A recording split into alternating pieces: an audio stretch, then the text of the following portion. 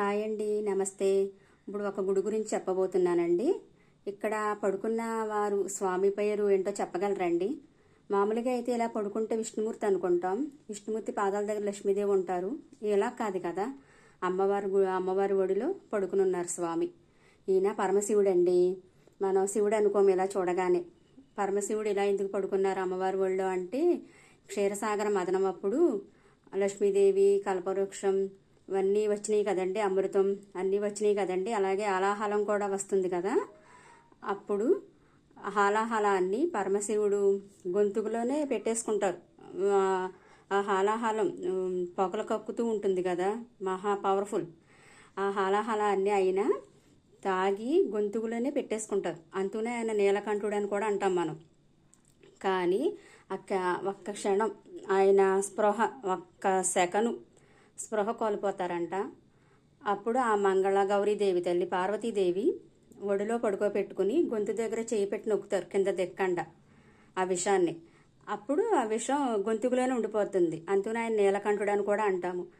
అప్పుడు అమ్మవారు సర్వమంగళగా, ఇక్కడ పార్వతీదేవి సర్వమంగళగా వెలిశారు. స్వామి అమ్మవారి ఒడిలో పడుకుని ఉంటారు. అమ్మవారు చెయ్యి కూడా ఇక్కడ మనకి మెడ దగ్గర ఉంటుందండి.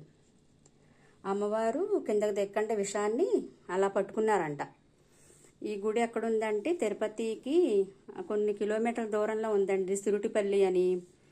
అక్కడ సర్వమంగళ అమ్మవారి పేరు ఒళ్ళో పడుకోబెట్టుకుంటారు అయ్యవారిని, శివుణ్ణి. ఆయన పేరు పల్లి కొండేశ్వర స్వామి అండి. గుడి కూడా చాలా బాగుంది. అసలు ఇలాగ మనం ఎక్కడ చూడం కూడా, ఇలా పడుకునున్న శివుడు ఎక్కడ చూడం.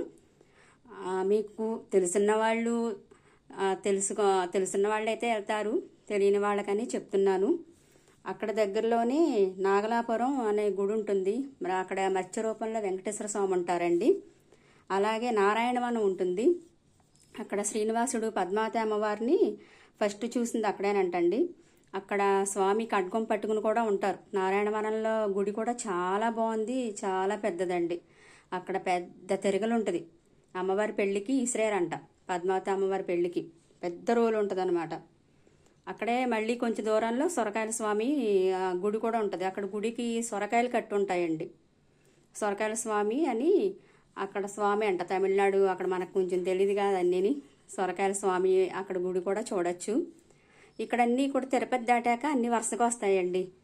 నాగలాపురం, నారాయణవనం, తర్వాత సురుటిపల్లి గుడి మాత్రం చూడండి, చాలా చాలా బాగున్నాయి. ఈ గుళ్ళన్నీ కూడా బాగున్నాయి.